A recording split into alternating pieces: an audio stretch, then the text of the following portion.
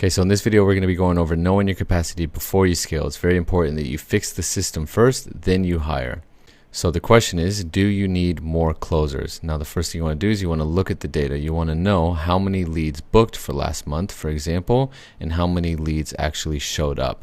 If that ratio is under 50%, you absolutely do not want to hire more closers yet, because you will just be adding headcount to a broken system.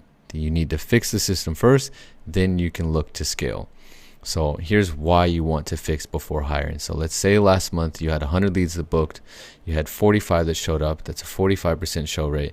You might be thinking, I need more leads, but the reality is you just need to fix your show up rate, because if you just get your show up rate from 45 to 70%, you have 25 more opportunities, and that's without spending any other money on ads or hiring any closers or setters. So this is one of the sort of lowest hanging fruits that we can fix, because clearly if somebody has booked a call with you, they're interested. They're much more interested in the offer than a cold lead that's never heard of you before. All right, so you want to focus first on fixing the system. So here's how to understand the daily capacity. So first of all, you have the percentage of available hours booked. This is what percentage of all available slots are being booked. Then you can also see a per closer breakdown. So you can see what percentage of each closer's available slots are being booked. And from there, you can see who is being underutilized and who's being overbooked. So this doesn't just tell you whether or not you're ready to scale your ads. This will also show you how to route. If you see, for example, that Sarah is at 90%, then perhaps you were routing too many leads to Sarah, and you need to start routing some more leads to Mike and Jordan in this example. So here's what your numbers mean. This is when to optimize versus when to hire.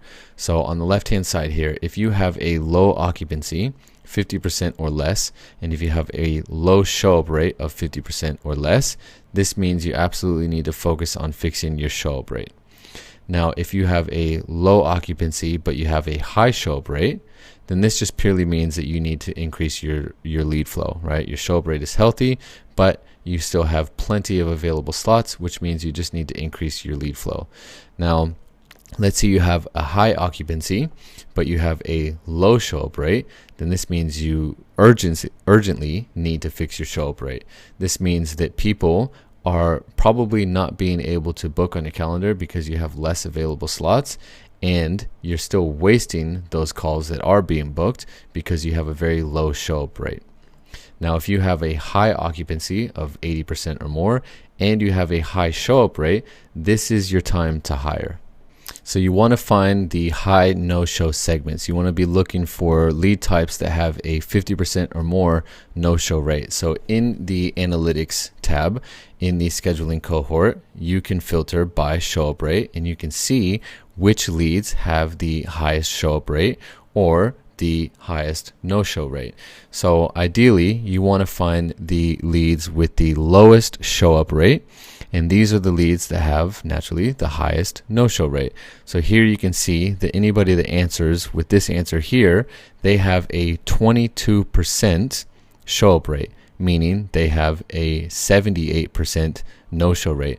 So these are the type of leads that you would want to either redirect to your junior reps. You absolutely want to make sure that these leads are not going to your highest closer, your top closer, or you potentially want to completely just disqualify or redirect these leads entirely. So it depends on, of course, how many leads you're generating. If you're only generating, let's say, 50 booked calls a month, I obviously wouldn't recommend that you just disqualify all these leads. But if you have a very high volume of leads, if you have a very maxed out daily occupancy, then it would make sense that you redirect these leads to a different calendar or to a different offer altogether, or potentially even just disqualifying them. All right, so now hopefully you understand what your daily capacity is like. You understand what your occupancy rate is. You understand when you need to focus on fixing versus when you are ready to start hiring more closers. And you ideally know where most of these no-shows are coming from, which is going to allow you to make these data-driven decisions that are going to help you increase your show rate. So with that, I will see you guys in the next video.